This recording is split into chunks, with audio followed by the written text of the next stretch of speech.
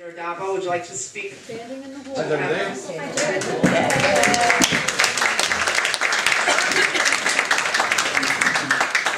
Good evening, everybody. Hi. First things first, and it's an unfortunate situation with this gentleman right here in his home. I know the state had just done its budget, but I know the city's doing its budget by July 1st, and I think we've all read that they want to increase funding for an increase in hiring more police officers. Nothing beats the physical presence of a police officer, whether it be school safety or NYPD officer. So my only hope is that one day we can get more police officers to 102 to stand on corners and prevent items in situations like this. So I'm hopeful and wish my colleagues in the city council luck as they do their budget, hopefully put more money into hiring more police officers. But what about what this gentleman just said about down in Howard Beach, there's like 14 cars going around. Here's 106 precincts. Yeah, sure, that's 106. Yeah, so what? Yeah, no, but It is true. if an unfortunate situation was to occur in the 102, you'd find the same. Police go where the crime is. When you have a limited police force, and we know there's a limited police force because how many have seen an increase in red light cameras? And wait till you see the speeding cameras that are coming. You know, you get these cameras and even security cameras on corners, they are in lieu of more police officers. These cameras are cheaper than a police officer. But nothing replaces a police officer. It's the best deterrent. You can have all the cameras in the world to catch the crime going on. You need the police officers to catch the criminal. So you can have all the cameras in the world, we need more police officers. Bottom line. That's why. So, sure it does. If you had crime here in Woodhaven, to the extent that we've had a rash in Howard Beach, It's been going on every meeting I come to. it's not over. And again, the 102, I guess the 102's not here, correct? They were here earlier. They were here earlier. I mean, and they're gonna hear it, and I'm sure you should probably see a presence increase. Yeah. It's been 2.5 months, it took them 2.5 months to finally arrest this kid. He's one of the instigators, there's still 2 more. And this kid won't give him up at this point. Maybe he will, maybe he won't. Is that time with the officers told?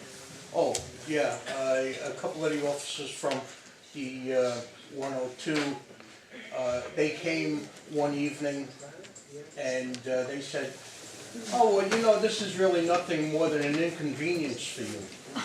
I said, an inconvenience for me? I said, if this was your house, what would you do?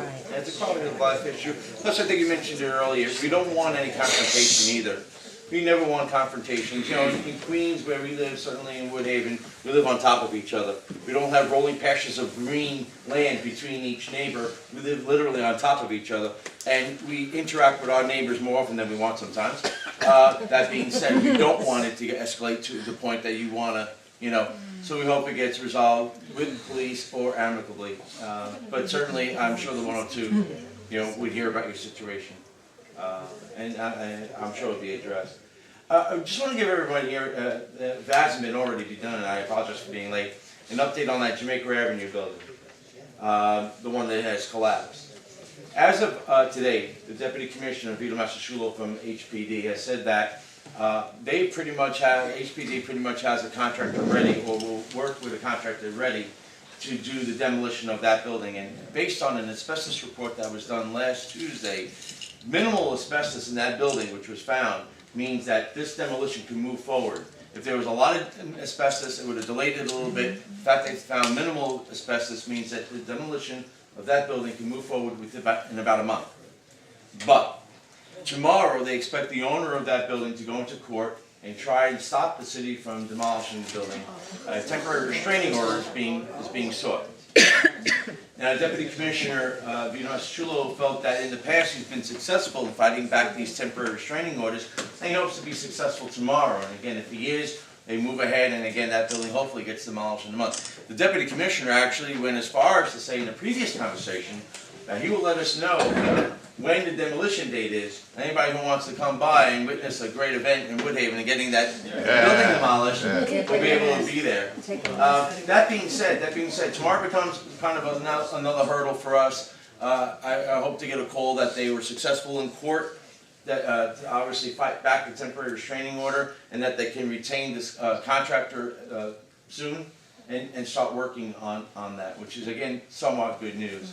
I rarely, and again, as an elected official, a public servant for 12 years, I have rarely, if ever, seen the city move this quick on an issue like this. You know, from Thursday, I believe, April 10th, when the owner came in and was not prepared, or his lawyer was not prepared, and they looked for another adjournment and didn't quite make the judge so happy, that the buildings moved and handed paperwork to HPD that Friday. And then that Tuesday, there's an asbestos inspection on the building, and we're talking about demolition in a month. I mean, I'll be happy when I see it and believe it that way.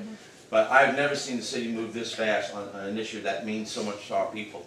And they understand the seriousness nature of that building, being with the gaping hole in the roof and the harsh winter that we've had. So again, I think it's moving in the right direction, but tomorrow is the next step. I have a hand here, I'm sorry. No? Hand? No? Question? Yeah, I'm sorry, you were here. Sorry. Once they take the building down, if and when that happens, who's going to shore up the other building? So that's a great question, because the demolition of the building is just actually one step.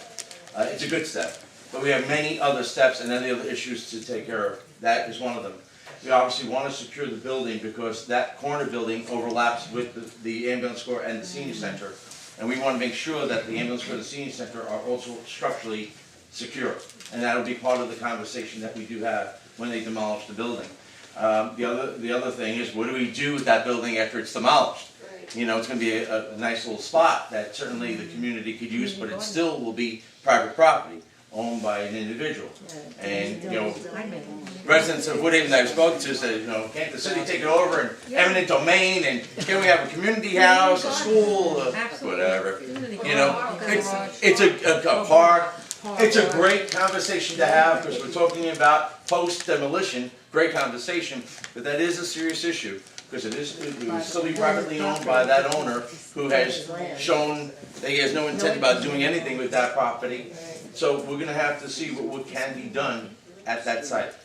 And that's gonna be obviously the next conversation we're gonna have to have. What about responsibility for the ambulance corps? How are they gonna be able to pay for the repairs on there because of the? I spoke to Kathy. Kathy's still working with her insurance company, and you know, myself and my other good colleagues in government, we've all said that we'll try and find whatever monies are available to try and help out, because we do know the fiscal situation is not great for the Follies.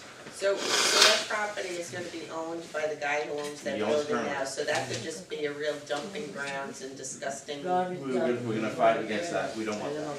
What can you do for that? There's a though? number of things you can do, because he still has owner, he has responsibilities and obligations under the law. So there are still certain things that we can have him do as owner. But we're gonna have to obviously work on that issue after the demolition. Because wasn't he not responding to anything, and now all of a sudden he's popped up? Yeah. Has he paid any of the fines that have been, I don't know, you know, what we do know is, and the reason I don't mind having the city demolish the building and then put a lien on the property and all that stuff, we've given this owner ample time to do something. We've, you know, myself, I remember Mike Miller being there when the building first came down, we shook this owner's hand, and he told us he would do everything he can, as quick as he can for the community and get it done, and that was last we saw of him. You know, we've given him ample time to do the right thing, we really did, and the court has as well. Adjournment upon adjournment, granting him time to get the contractor, file paperwork to the building department, and he's shown a track record that is not pleasurable to me or the community. So we've given this owner a certain amount of time to do the right thing, and he hasn't. So, yeah. Just lastly, before any other questions, just a couple of events that I have coming up that I'd like to highlight. I want to thank my good colleague, Assemblymember Mike Miller, because on April 6th we did another recycling event. I want to thank you all who have participated. We collected 7 tons of electronics. So to date, that's 142,000 pounds of electronics, not in our landfill. Thank you very much, people. 5 tons of paper that day. Again, so that brings our total well up to over 50,000 pounds of paper being recycled. So again, it's a great environmental event. We will do another one in September. But there are 2 items that we cannot recycle that day, and it's a popular item that most people ask us about, and I just want to address it. Number 1 are liquids. The city will not make us do at that recycling event any kind of solvents or liquids. so paints or other kind of liquids that you want to dispose of. Therefore, on this Saturday at Cunningham Park, they are recycling liquids. So if anybody has any paint or other kind of liquids or cleaning fluids, it's this Saturday at Cunningham Park. Yeah, I know, that's why I want to tell people about it, because nobody knows about it. What time is it? It goes from, bear with me 1 second, 10 to 4, 10 a.m. to 4 p.m. And that's for liquids. The second item that people... And everything else, they're doing the... Yes, and they're doing electronics too. That is true, they're doing electronics, they're doing a whole bunch of stuff. But certainly the solvents. The second item that myself and Mike Miller cannot recycle are pills. Any kind of prescription drugs or any kind of medication pills. The police have to be there when you recycle those. They will not make us do it at our event. So therefore, on this Saturday, April 26th, certain police precincts are doing recycling of prescription drugs. And I believe the closest one to here is the 112th precinct on Austin Street. So that's this Saturday from 10 to 2 at the 112th precinct on Austin Street. They're doing prescription pills. So any unused pills or expired pills or any other kind of pills? No, hard to get parking by the 112. Double park, they don't mind. Yes.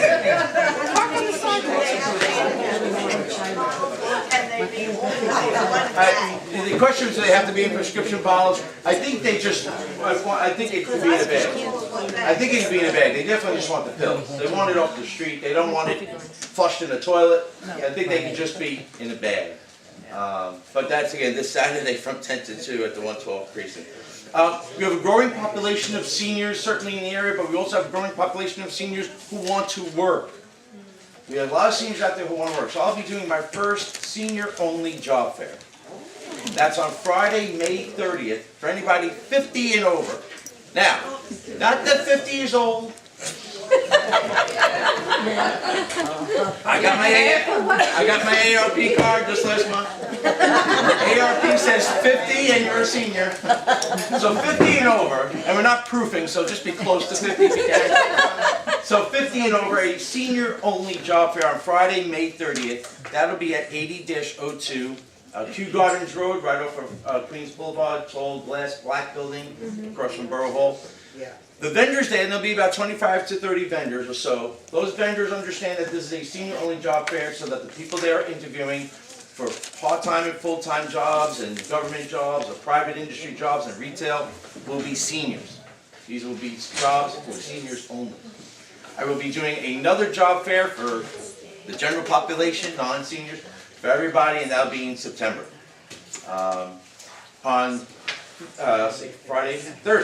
Thursday, May 1st, very important health issue, mammograms. Free mammograms for women.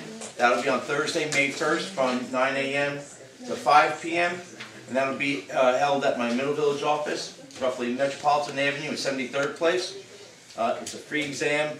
If you're interested or know any woman who's interested for a mammogram, please call my office so we can know how many people are going to be tested. Lastly, 9 to 5. Thank you.